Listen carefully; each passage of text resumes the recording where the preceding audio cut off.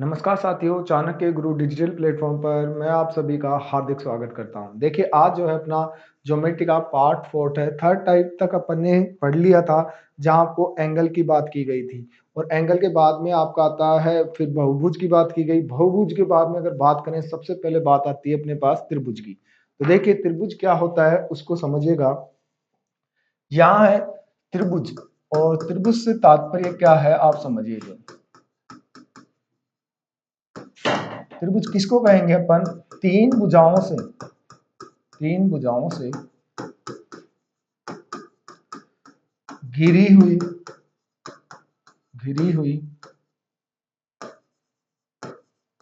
बंद ज्यामितीय आकृति।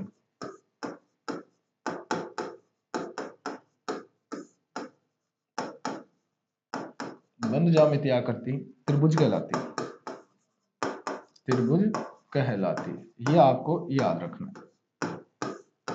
ओके, जैसे बात करें अपन यहाँ पर एक ट्रायंगल ले लें। जैसे ये अपने पास एक ट्रायंगल है, ये एक त्रिभुज है। यहाँ इसका एंगल ये ए हो गया, ये बी है और ये सी है।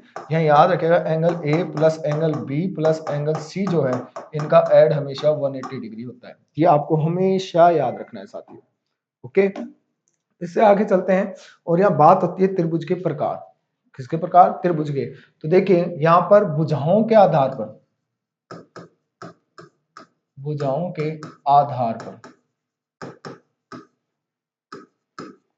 त्रिभुज के प्रकार।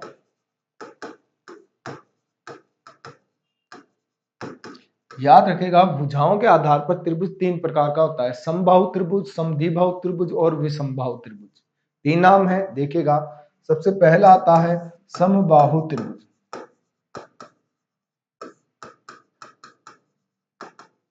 फिर होता है 2 नंबर पे समद्विबाहु त्रिभुज।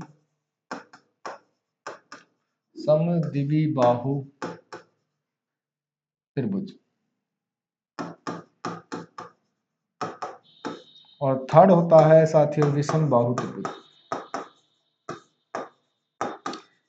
विषमबाहु त्रिभुज। देखिए, अब इन तीनों को क्या है, हाँ समझना आपको। सबसे पहला क्या है? समबाहु त्रिभुज।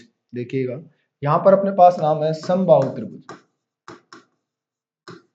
अब सम यानी, देखिएगा, सम यानी समान, बाहु यानी भुजा, यानी ऐसा त्रिभुज जिसकी तीनों भुजा और तीनों कोण समान है।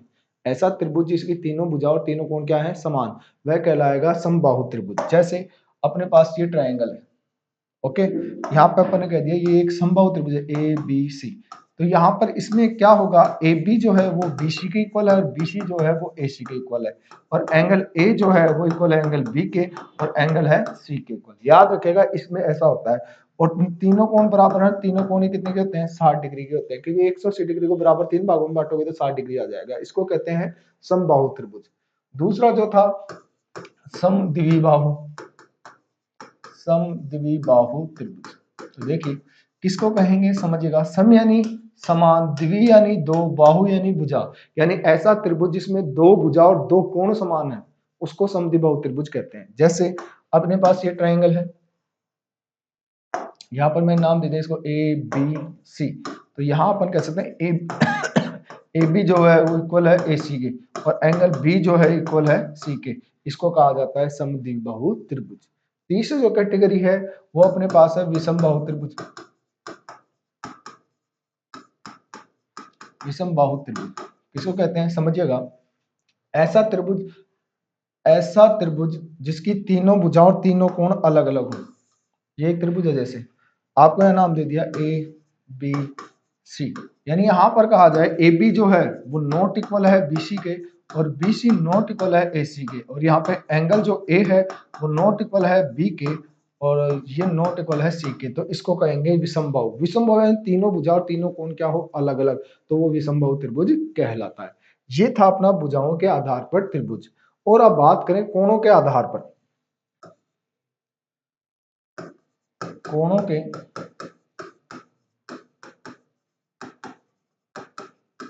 आधार पर त्रिभुज के प्रकार। देखिए, कोणों के आधार पर त्रिभुज के प्रकार होते हैं, ये भी तीन होते हैं। पहला कहलाता है न्यून कोण त्रिभुज। पहला है अपने पास न्यून कोण त्रिभुज, दूसरा होता है समकोण त्रिभुज,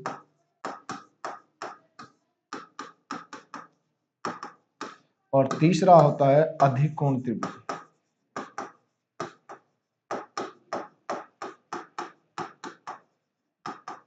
ये अब देखिएगा, न्यून कोण त्रिभुज को इसको कहते हैं ऐसा त्रिभुज जिसका प्रत्येक कोण न्यून कोण हो, उसे कहेंगे न्यून कोण त्रिभुज।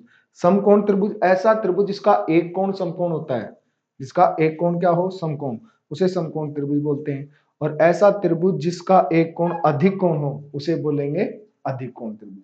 ठीक है, इसमें एक कोण अधिक समकोण होता है, इसमें एक कोण अधिक कोण होता है, और इसमें प्रत्येक कोण क्या होता है, न्यून कोण।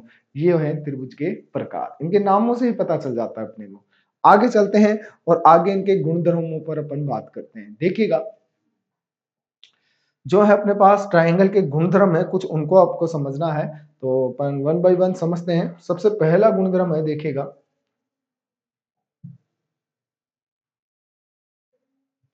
यहां कहा जाए त्रिभुज की किन्हीं दो भुजाओं का योग उसकी एक माध्यिका के दुगने से अधिक होता है। कोई भी त्रिभुज है उसमें दो भुजाओं का योग जो है एक माध्यिका के दुगने से अधिक होता है।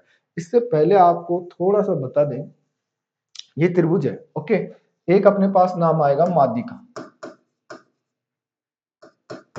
माध्यिका यानी मीडियन जो है वो होती क्या है, अपने पास क्या है, मीडियन है, वो होती क्या है। तो आप देखिएगा, ये जैसे ट्रायंगल है, ओके, और यहां पर अपन बात करें कि इससे एक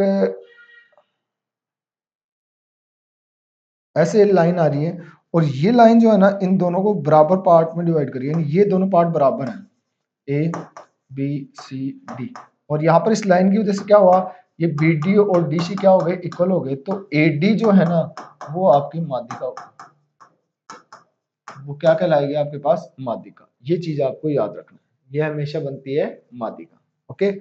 जैसे एक होता है शीर्षलंब, तो जैसे ये त्रिभुज है, ओके, और यहां से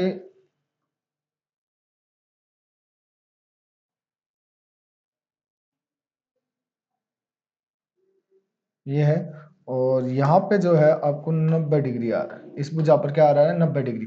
लेकिन ये जरूरी नहीं है कि ये बीसी को बाइसेक्ट करे, तो यहाँ पर बस 90 होना चाहिए। तो एडी जो है ना वो शीर्षलंब कहलाता है, एडी क्या कहलाएगा, शीर्षलंब, ये आपको याद रखना है, ओके। अब बात करते हैं इसकी गुणधर्म की। सबसे पहले बता दें, त्रिभुज की दो भुजाओं का योग, त्रिभुज की दो भुजाओं का योग तीसरी भुजा से अधिक होता है।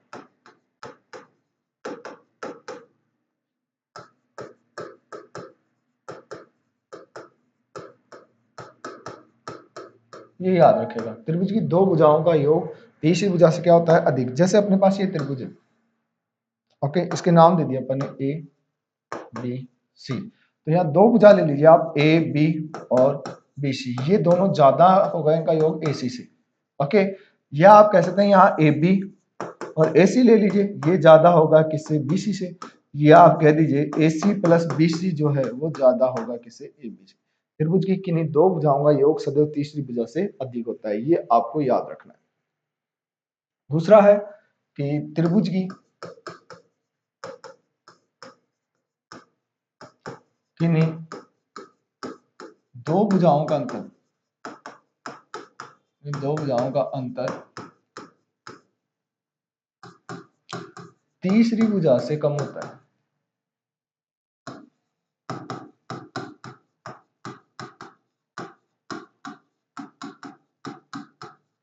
ये आपको याद रखना है। जैसे ये अपने पास त्रिभुज है, इसका नाम दिया अपन ने ए बी और सी, ये है।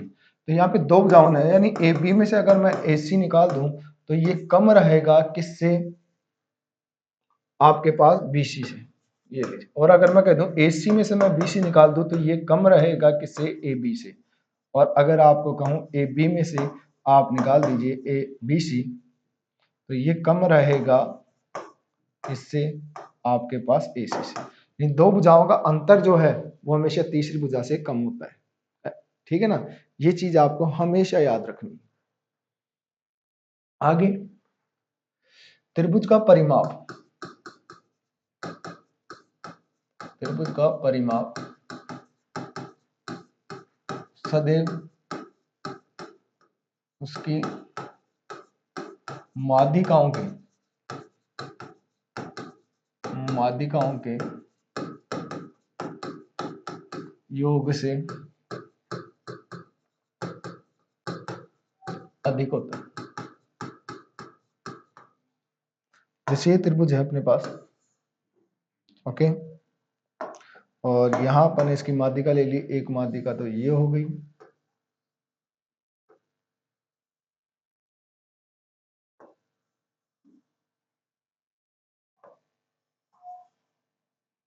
ये लीजिए, नाम दे दें इसको ए बी सी।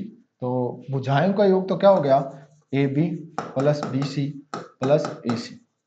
ये ज्यादा है किससे, माध्यिकाओं से। इसको दे दें ए डी, इसको बी ई हो गया और ये सी एफ हो गया। ये लीजिए, यहाँ कह सकते हैं ये A D plus B E plus C F से क्या है, ज्यादा है। इसकी भुजाओं का योग, भुजाओं का योग मतलब परिमाप होता है, तो ऐसे अपन कह सकते हैं। अगला गुणधर्म है कि त्रिभुज की या त्रिभुज का परिमाप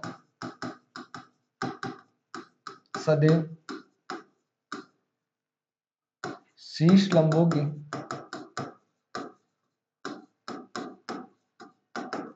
कुल लंबाई से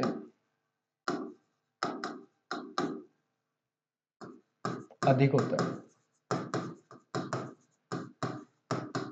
जैसे परिमाप जो था वो माध्यिकाओं की कुल लंबाई से अधिक था, तो यहां पर याद रखेगा ये यहां पर शीर्ष लंबों की लंबाई से भी अधिक होता है। जैसे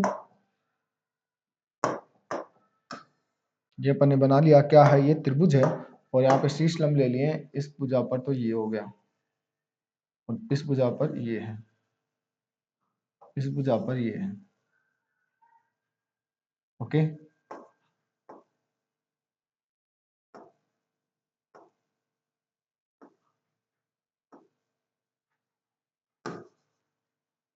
नाम दे देते हैं ए बी सी, ये नाम है डी ई एफ। तो देखिए यहाँ पर तीनों भुजाओं का योग है, परिमाप A B plus B C plus C A है।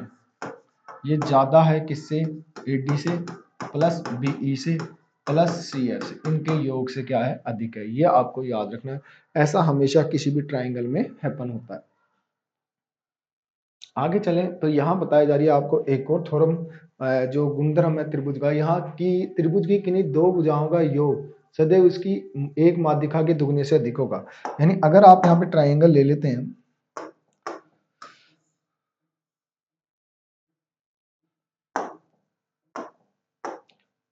ये अपने पास एक ट्राइंगल है और यहाँ पर एक माध्यिका भी ले लेते हैं अपन, ये लीजिए, ये माध्यिका हो गई, ठीक है। और यहाँ नाम देते हैं इसको ए बी सी और ए डी। तो त्रिभुज की किन्हीं दो भुजाओं का योग यानी ए बी प्लस ए सी कर दूं, तो ये जो है ये अधिक है किससे, माध्यिका के दुगने से यानी ए डी से। ये है, ऐसा आपको याद रखना है, ओके। याद रह जाएगी, ज्यादा इजी है, कोई हार्ड तो नहीं है। मैं इसको एफ से भी कह सकता हूँ, ये A B plus B C कह दूं तो भी ये किससे अधिक है, दो ए डी से। अगर मैं कह दूं ए सी प्लस बी सी तो भी ये माध्यिका के दुगने से क्या है, अधिक है। त्रिभुज की दो भुजाओं का योग सदैव उसकी एक माध्यिका के दुगने से क्या होता है, अधिक होता है। ये गुणधर्म होता है त्रिभुज का। आगे देखें,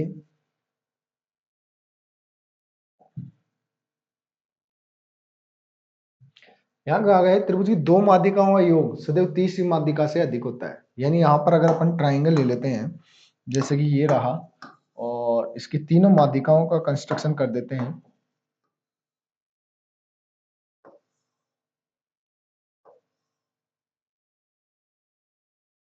ठीक है ना। ये लीजिए, ए बी सी और ये माध्यिका हो गई यहाँ पर ए डी, ये बी ई और ये सी एफ। तो देखिएगा त्रिभुज की दो माध्यिकाओं का योग यानी आप कह सकते हैं A D plus B E, ये अधिक है किससे, सी एफ से। या आप कह सकते हो A D plus C F ये अधिक है किसे, बीई से, या CF प्लस बीई ये अधिक है किसे, AD से। ये आप कह सकते हैं, यानी त्रिभुज की दो माध्यिकाओं का योग भी तीसरी माध्यिका से अधिक होता है। ये चीज आपको हमेशा लर्न रखनी है, त्रिभुज के गुण धर्मों में आते हैं।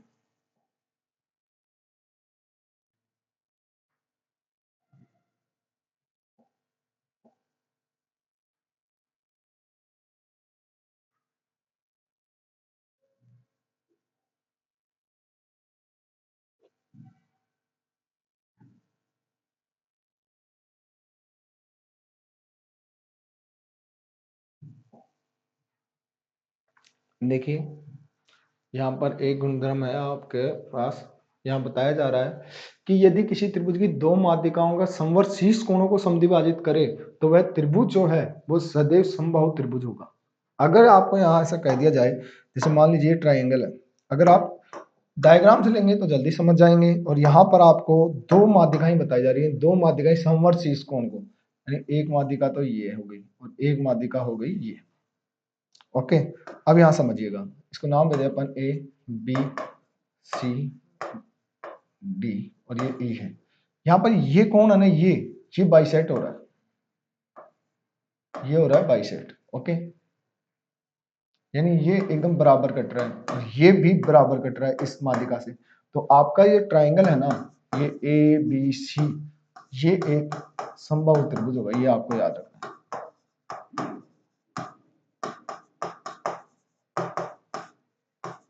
अगर ऐसा है तो ये बाइसेक्ट होते हैं, तो ये क्या हो जाएगा अपने पास, समबाहु त्रिभुज हो जाता है। ये आपको याद रखना है हमेशा। अगला गुणधर्म ऐसा ही है, यहाँ कहा है कि यदि एक त्रिभुज की तीन माध्यिकाएं बराबर हैं तो वह त्रिभुज हमेशा समबाहु त्रिभुज होगा। यानी अगर अपन ये ट्राइंगल ले लेते हैं, ओके, और यहाँ कह दिया जाए कि इसकी तीनों माध्यिकाएं बराबर हैं,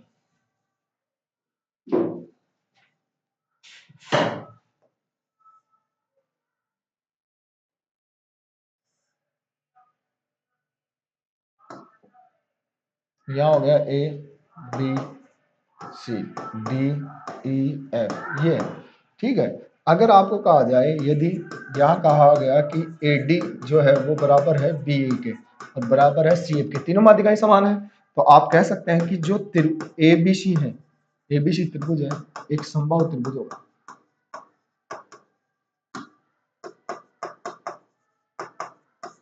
एक समबाहु त्रिभुज होगा, ये चीज आपको याद रखनी है। इतना आपको याद है तो बहुत बढ़िया चीज है ये। आपके थ्योरम याद रखनी पड़ेंगे, एक तरीके से बात करें जिनके गुण धर्म है जो भी हैं, ये आपको याद होने चाहिए। चलिए आगे चलते हैं।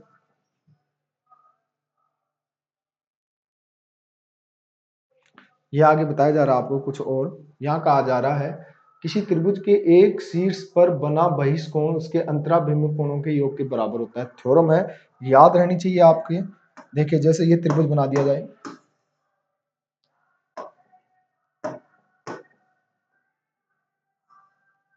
तो यहां पर बात करें अपन A B C और D, तो यहाँ जो एंगल बनेगा ना, यहाँ पे जो एंगल है और इन दोनों एंगलों के योग के बराबर होगा। यानी इसे मैं 1 नंबर दे दूँ, इसको 2 और इसको 3। तो याद रखिए एंगल 1 प्लस एंगल 2 जो है वो बराबर होता है एंगल 3। यह आपको हमेशा याद रखना है कि त्रिभुज का बहिष्कोण जो है वो अंतराभिमुख कोणों के योग के बराबर होता है।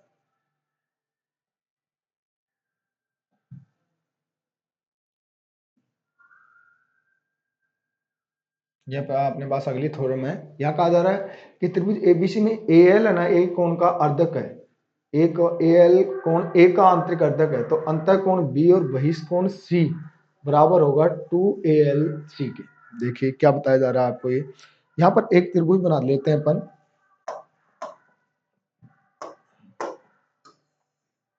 ये त्रिभुज है। ओके, इसका नामकरण कर देते हैं, ये A है, ये B है और ये C है। AL जो है, AL जो है वो क्या बताया जा रहा है आपको, यहां से AL है, ओके, और ये AL जो है ना, इस कोण का क्या है, आंतरिक अर्धक, इस कोण का अर्धक है। तो आपका अंतः कोण B यानी ये वाला, और बहिष्कोण जो C है, बहिष्कोण C यानी ये वाला इधर बन रहा है जो, ये वाला। ओके, इन दोनों का योग जो है वो 2ALC के इक्वल होता है। किसके इक्वल रहेगा?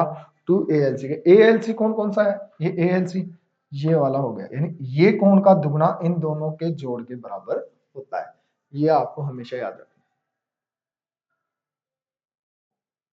चलिए आगे, ये अपने पास अगली एक थ्योरम और है। देखिएगा क्या बताया जा रहा है यहाँ पर।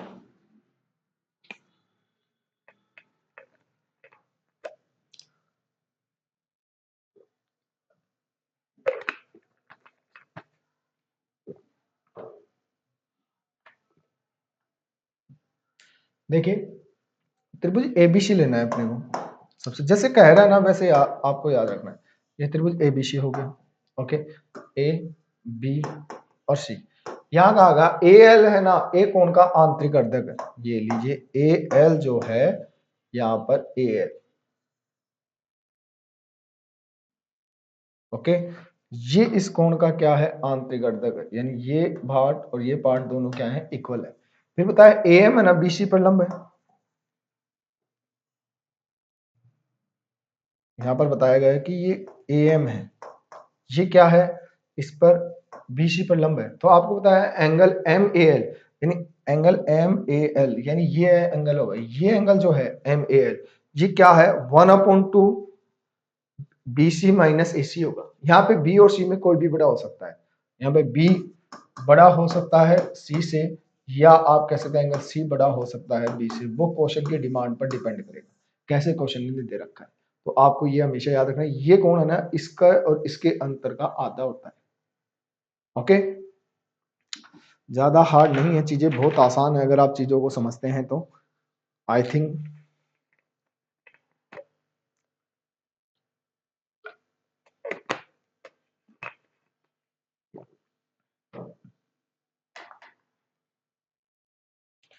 आगे चलिएगा।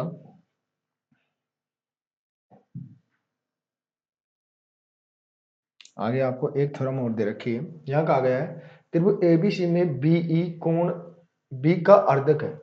त्रिभुज एक है एबीसी, इसमें बी कोण जो बीई जो है बी कोण का क्या है? अर्धक, जबकि सीई बहिष कोण सी का अर्धक है। तो देखिए पहले अपन ट्रायंगल बना लेते हैं। यहाँ पर ये अपने पास ट्रायंगल है, और यहाँ पर अपन अगर नाम दे दें इसे, तो ये ए, ये बी, ये सी, और यहाँ पर आपको बताया गया है कि ये जो बीई जो है बी कोण का अर्धक है, यानी यहां से आएगा, और सीई जो है यानी यहां से ये हो गया अपने पास क्या? ई। ये तो इस कोण का अर्धक है, और ये जो है इस कोण का क्या है? अर्धक है। ठीक है, तो यहाँ पे बताया गया है जो बीईसी बनेगा, यानी ये एंगल बनेगा ना बीईसी, ये हुआ बीईसी, ये क्या है? इस ए एंगल का हाफ होता है, इसका हाफ बनेगा।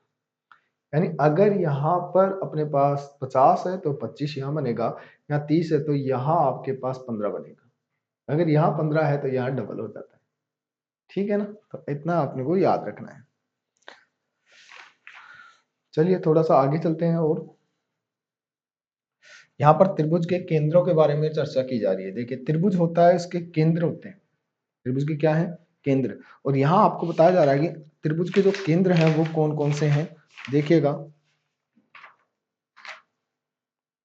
एक चीज याद रखिएगा यहाँ पर, सबसे पहले त्रिभुज के जो केंद्र हैं वो होते हैं अपने पास 4। सबसे पहले आता है अंतः केंद्र, अंतः केंद्र। फिर आता है यहाँ पर अपने पास परिकेंद्र, फिर आता है अपने पास लंब केंद्र, और फिर अपने पास आता है केंद्रक। ये 4 होते हैं, एक अंतः केंद्र, एक परिकेंद्र, लंब केंद्र और एक केंद्रक। ये 4 प्रकार के नाम है। ठीक है, तो इनको अपन 1 बाय 1 पढ़ते हैं कि कौन सा क्या होता है। तो देखिएगा, चलते हैं थोड़ा सा आगे, और ये आपने को दे रखा है सबसे पहले अंतः केंद्र। क्या बताया गया है? अंतः केंद्र। देखिए क्या बताया जा रहा है,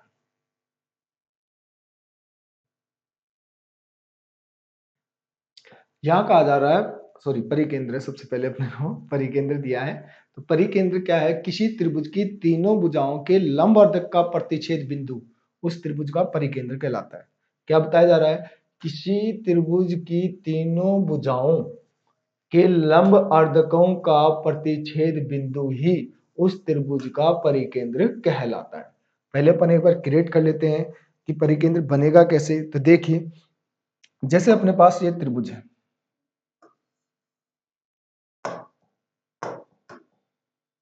यहाँ पर बात करेंगे, त्रिभुज ले लिया। अब इसकी तीनों भुजाओं के लंब अर्धकों का, यानी इस भुजा का अर्धक है, यहां से ड्रॉ किया जाए,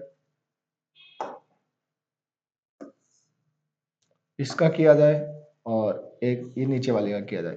तो ये जो पॉइंट मिल रहा है ना, ये वाला अपने पास, ये जो है, यही क्या है? परिकेंद्र है।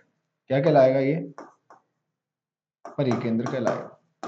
तीनों भुजाओं के लंब अर्धकों का प्रतिच्छेद बिंदु क्या कहलाता है? परिकेंद्र। तीनों भुजा ले लिया अपन ने, और इन तीनों भुजाओं के लंब अर्धक खींच दिए। तो लंब अर्धक जहां खींचेंगे वो क्या होगा? अपना परिकेंद्र कहलाता है। ये चीज आपको याद रखनी है। ओके, फिर क्या कहा है यहाँ पर? थोड़ा सा आगे अगर अपन चलें तो अपने को यहाँ थोड़ा सा और डिफाइन किया गया है इस परिकेंद्र की।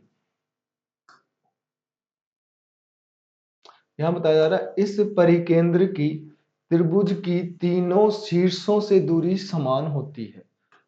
शीर्षों से क्या होगी? इसकी दूरी समान। बना किससे है ये? भुजाओं से। बना किससे? अपने पास ये भुजाओं से बना है। जबकि बताया क्या जा रहा है? ये अपने शीर्षों से समान दूरी पर है। यानी अपन इसको अगर ऐसे बना लें, ओके, नाम दे दें इसको ए, बी और सी, और यहाँ बीच में अपन इसका केंद्र ले लें, तो इसकी शीर्षों से दूरी,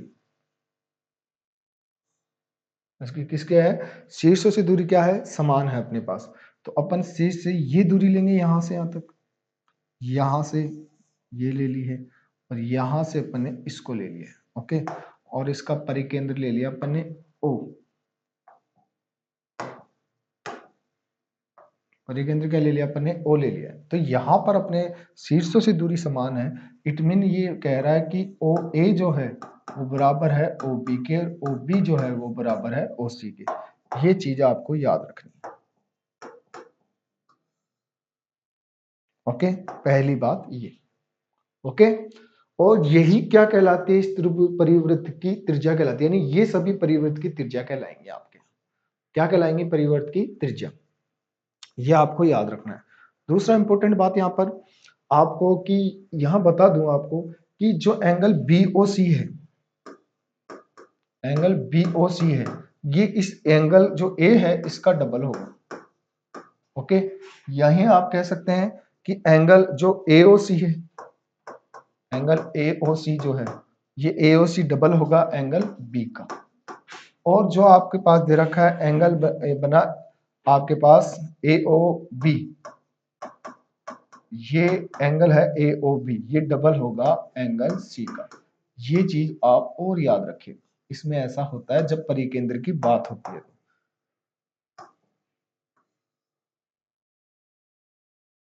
पहली बात, दूसरी और ये तीसरी, ये तीनों आपको याद रखनी। ओके, रह जाएंगी चीजें आसान है। हमेशा ये एंगल जो है, कौन सा एंगल? AOC जो है, यहां पर बताया गया है अपने को AOC।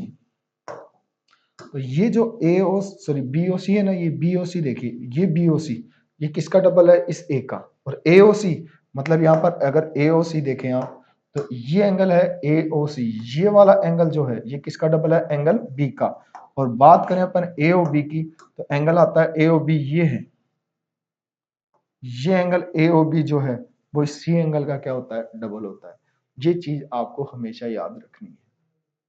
जितनी आप याद रख सकें उतना बेटर है आपके लिए परिकेंद्र में। दूसरा इंपॉर्टेंट बात यहां बता दूं, अगर अपने पास एक त्रिभुज ले लें अपन, जैसे ये त्रिभुज है अपने पास, और इसका नाम दे दिया अपन ने A B सी है, तो ये तो होगा ए, ये बी बनेगा और ये सी। तो आप याद रखेगा परित्रिज्या जो होती है, परित्रिज्या यानी परिवृत्त की परित्रिज्या होगी। भाई परिवृत्त की क्या होगी? परित्रिज्या। परिवृत्त की त्रिज्या बोल दूं मैं, परिवृत्त की त्रिज्या जो होती है वो क्या कहलाती है? परित्रिज्या। ये याद रखिएगा, ये होती है 4a अपॉन ABC। ओके, और जहां अपन याद रखेगा ए का मतलब होता है एरिया। ए का मतलब क्या है? एरिया है। ये इतना आपको याद रखना है। ओके, दूसरी यहां पर सबसे इंपॉर्टेंट बात करें तो अगर न्यूनकोण त्रिभुज है तो उसका जो परिकेंद्र है वो उस त्रिभुज के अंदर होता है, और अधिक कोण त्रिभुज का परिकेंद्र उसके बाहर होता है, और समकोण त्रिभुज का परिकेंद्र उसका कर्ण का मध्य बिंदु होता है। देखिए कैसे, आपको यहां बनाया गया कि एक न्यूनकोण त्रिभुज है। ओके, एक बना दिया आपको अधिक कोण त्रिभुज,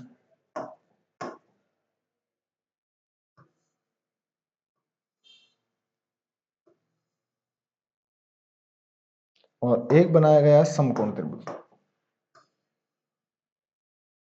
तो याद रखिएगा परिकेंद्र की बात हो रही है। क्या है? परिकेंद्र। तो देखिए परिकेंद्र जो है ये न्यूनकोण त्रिभुज है।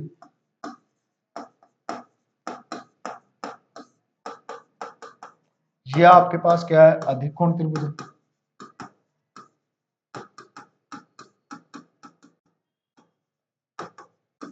और ये आपके पास है समकोण त्रिभुज। तो याद रखिएगा न्यूनकोण त्रिभुज जो है उसका परिकेंद्र तो उसके अंदर स्थित होता है। कहाँ स्थित होगा? अंदर। और अधिक कोण का त्रिभुज का परिकेंद्र है ना उसके बाहर स्थित होता है। और जबकि समकोण जो त्रिभुज है, जो कौन सा त्रिभुज है आपके पास? समकोण, उसका परिकेंद्र जो है उसका कर्ण का मध्य बिंदु होता है। ये आपको याद रखना है। बाकी अपनी बात बच रही है अगले अंतः केंद्र की, वो चर्चा करेंगे अपन अगली क्लास में। तो आप क्लास के साथ बने रहें, इन चीजों को याद करते रहें, ज्यादा ज्यादा प्रैक्टिस करते रहें। Thanks for watching this class and keep it up.